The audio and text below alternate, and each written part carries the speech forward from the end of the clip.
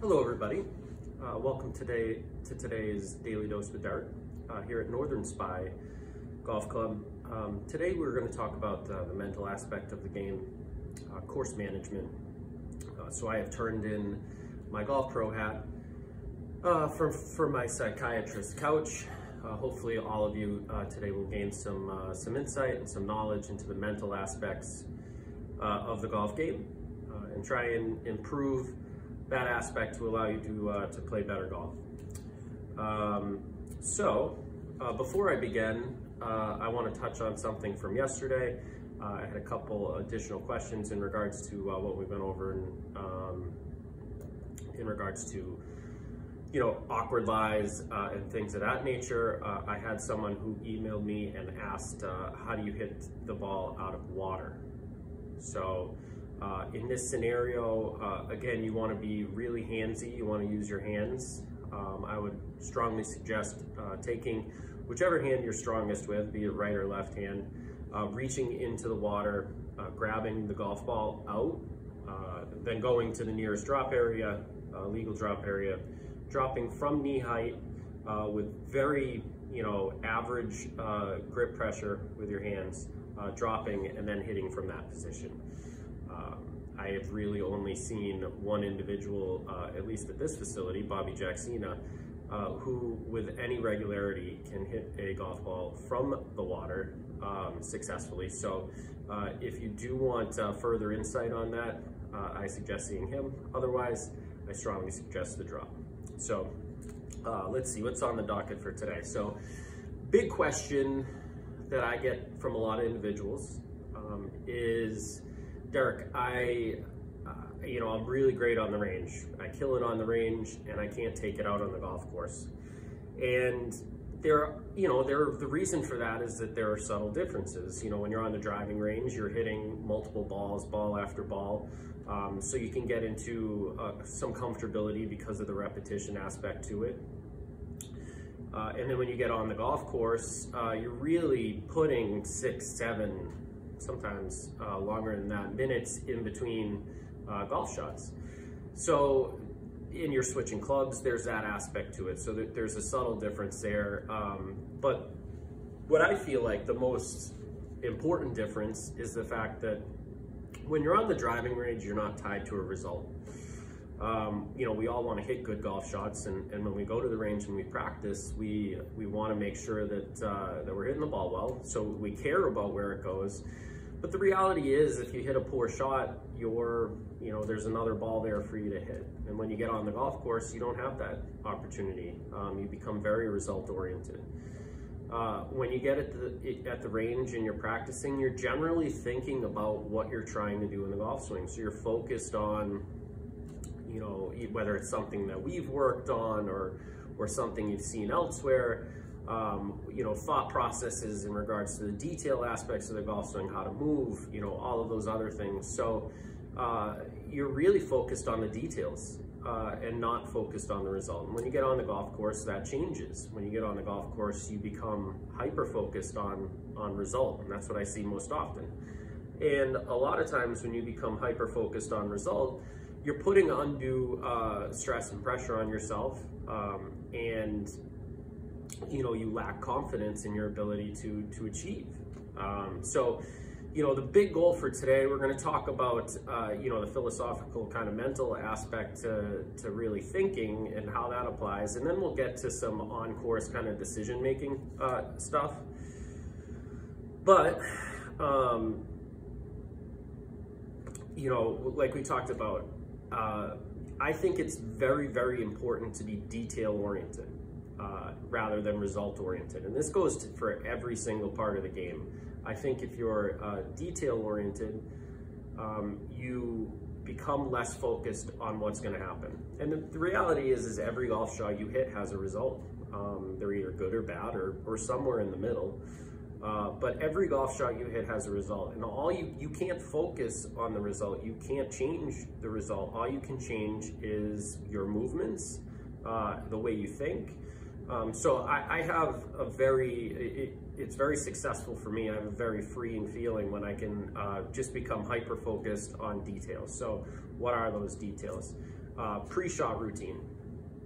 I try and be as consistent as possible in my pre-shot routine. What does that mean? Well, it means that every time I get into my, I call it my golf swing, which is, they really only last a minute.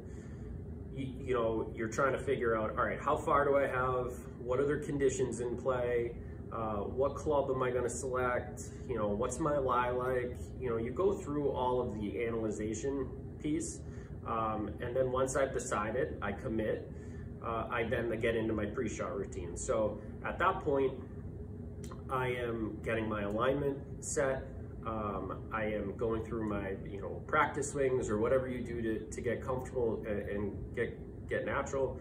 And then when you get in there, you take your stance and you execute your golf swing with whatever swing thoughts you're working on or you bring to the golf course. So and just the repetition of that, becoming hyper focused on those things, because the reality is when you become focused on result, you're not focused on what you have to do. And especially in situations where you get nervous or you feel uncomfortable, what tends to happen is you rush. And not that you're swinging, I over swinging or swinging too fast. What I mean is you rush is you're in such a rush to get it over with that you fail to complete key motions in rotation. You fail to get to the right positions, and really you inherently lack control of the golf club. So anything you can do to get more, detail oriented and less result oriented will certainly be of benefit. Don't use words, negative words like no, can't, won't. You approach a tee box and there is trouble, say on the right hand side. A lot of people go, I don't want to hit it there, or can't hit it over there. I need to not do that. And what happens, those negative thoughts lead into negative actions. And it sounds corny, but it's true.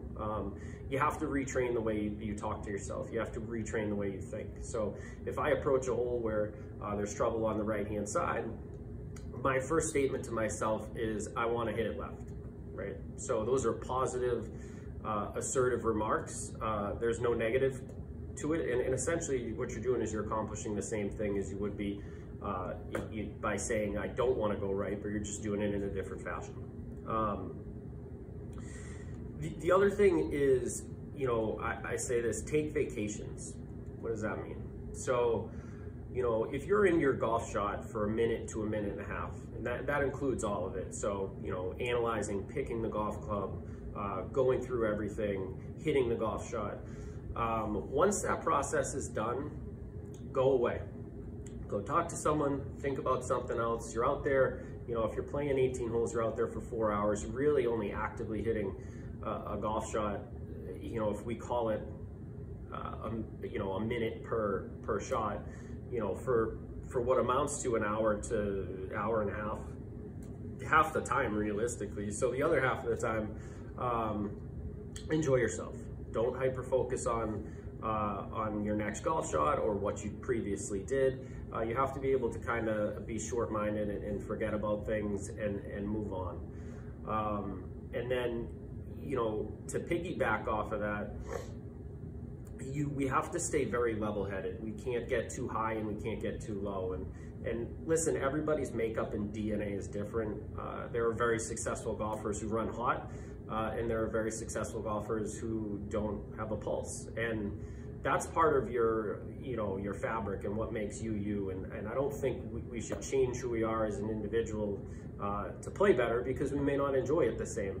But the reality is, if you become hyper-focused on result and you become hyper-focused on, how great your last shot was or how bad your last shot was, you ride this roller coaster, and it tends to be difficult for you to be detail-oriented and for you to get into the shot process for the next golf shot, because you're either too hyper-focused on that or on what the result is, or you're too hyper-focused on what just happened. So, I think the players that stay even-keeled tend to have the most success.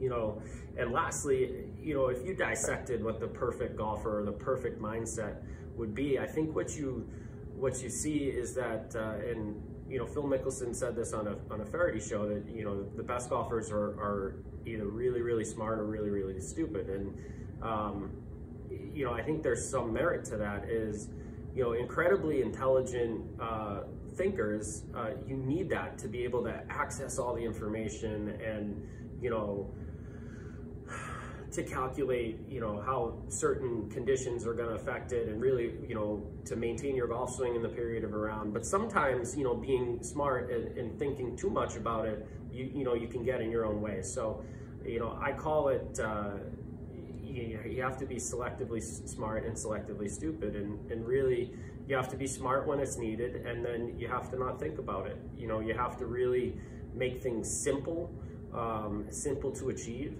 And I think if you can do that, you'll have more success. You know, I think, and if you look at a lot of the higher upper level golfers and why they're successful, it has a lot to do with their confidence level. They believe that they can succeed, and regardless of how they're playing, every time they step up into a golf shot, they believe they're going to succeed. And that really lends to positive results, is that, you know, confidence. And some of you would say to me, well, it's hard to get confident if you're not successful. And again, there's merit to that. I wholeheartedly agree with that. But you won't ever get success if you don't allow yourself to succeed. So, you know, I would just really make sure that, you know, you give yourself an opportunity, you believe in yourself. And if you have a hard time doing that, create smaller goals, create achievable goals, you know, to do that. Whether it's, you know, I want to be really good about thinking positive today, or I want to be really good about, you know, getting into the thought process today. And, you know, put those as challenges in front of you. And I think if you do that, you can be really successful. So now, bleeding into the technical aspect of it, what can I do on the golf course to manage my game better? And, you know, a couple of things. One, you know, where you tee up on the tee box. So if you miss the ball to the right, I see a lot of people that end up, you know, teeing up on the left-hand side of the box, and in reality, you're just pointing yourself more right. You know, if you drew a line from the left side of the tee box into the center of the fairway, you know, diagonally, it'll go through to the right. So, you know, if you are a player that misses to the right, tee up on the right-hand side of the box. Then when you aim to the middle of the fairway, it'll actually give you miss patterns that are more left bias, and vice versa. If you miss to the left, then tee it up on the left. Play holes backwards. So I see a lot of times people will, you know, they'll grab driver, they'll rip driver down on a 320-yard hole, and they hit a great ball, and then they leave themselves with 40 or 50 yards, and that's a golf shot that they don't have in their bag. So, you know, they take a good golf shot and a good golf swing, and they're making life more difficult. They're making the game more difficult for themselves. So play the hole backwards. You know, if you have a strength, a yardage that, you know, you're strong hitting into the green from, hit to that number. Because when it comes down to it, you have more room to miss off the tee, typically. I mean, and maybe not here. We're you know, it's pretty narrow out here, but the reality is you have to be much more exacting on your approach shot. That's where you're going to score, when you get the ball on the green more often and you get the ball close to the hole more often. So you're going to have a lot more success if you're hitting from a comfortable yardage, and especially in a given round or a given day. If you're repetitively hitting from that yardage, you're going to be more successful. So don't just, you know, select the club off the tee that'll hit you the furthest, but really think, go backwards from the hole, and what's the yardage that it'll take me to get to my number, whatever that number is, and try and hit to that number as much as you can. You know, I see a lot of times too, people, you know, they're way too over aggressive, right? So I am aggressive by nature, and I play the game that way. And so I think that is a good way to play the game, but you have to be selectively aggressive. And what does that mean? That means that you have to pick and choose your spots. So, you know, if I'm a player and I know my miss patterns, and another game management piece is making sure you know your yardage, your true yardage without conditions. And that should be something when you're practicing that you're getting into, you know. But to come back to it, you know, if my miss is typically to the right, and I've got a pin that's on the right-hand side of the green, and the trouble is to the right, well, I mean, that's a shot that I'm not going to be aggressive with. You know, that's a shot where I'm going to aim it left of the flag stick and towards the middle of the green, and if I miss it, I'm going to miss it towards the flag, and you know, I'll be excited about it. But if I hit a decent shot or miss it, you know, a touch to the left, I'm giving myself the best opportunity to make a decent score on that hole. And there are other scenarios where if that pin's tucked left and my miss is typically to the right, well, I'm gonna go right at it. You know, if I'm in a situation where I'm in between golf clubs, right? So the yardage is, you know, 120, and then that fits right in between two clubs for me, and the pin's in the back.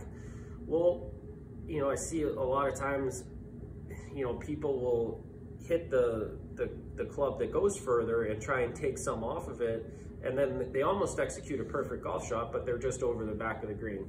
And, you know, now they're in a really difficult up and down position, you know, thick rough or whatever it need be. And so in that scenario, I'm gonna hit the shorter club because I've got more room, because that pin's in the back of the green. If the pin's in the front of the green and I'm in between clubs, well, I'm gonna hit the club that's a little bit longer. So, you know, the decision making there and how you think your way around the golf course is definitely very important. And where are we? If you're gonna play it safe, so if you're gonna lay up, and I see this a lot too, is, you know, person A hits the ball in the woods, the ball goes trickling through, they find it, they look, they have zero chance of getting to the green. So you have zero chance of getting to the green. And so they decide that they're gonna lay up. It's a right play. And then they have a couple options to lay up. One, they're just gonna chip it straight out, they're gonna have a shot in. And the next one, they can go maybe 10 or 15 yards up further and do that. And then they pick that shot. They pick the more difficult punch out to get 10 yards. And I think that's, you know, a lot of times if you're gonna lay up, right? If you're gonna cost yourself a stroke, then make it one stroke. Don't make it more than that. Don't take unnecessary aggressive approaches when you're trying really to hit a safe shot. You know, if you've got a layup, then you're gonna lay up short of the water, then by all means, you need to make sure that you lay up short of the water. If it's 200 yards to the water, I'm not gonna hit my 195 club, I'm gonna hit my 180 club, and I'm gonna make sure that if I hit the most perfect shot that I hit all day, that ball isn't gonna go in the water. So that is something I think that, you know, conditionally on the golf course, I see a lot, and if you just adhere to that, is be aggressive when it's time to be aggressive, and when you decide to lay up, lay up. You know, a couple other things that you can do. If you're focusing on score, you have a difficult time, you're always worried about what your score is and you're adding it up, and I think you shouldn't do that. You should just try and play it shot by shot. But listen, things are easier said than done.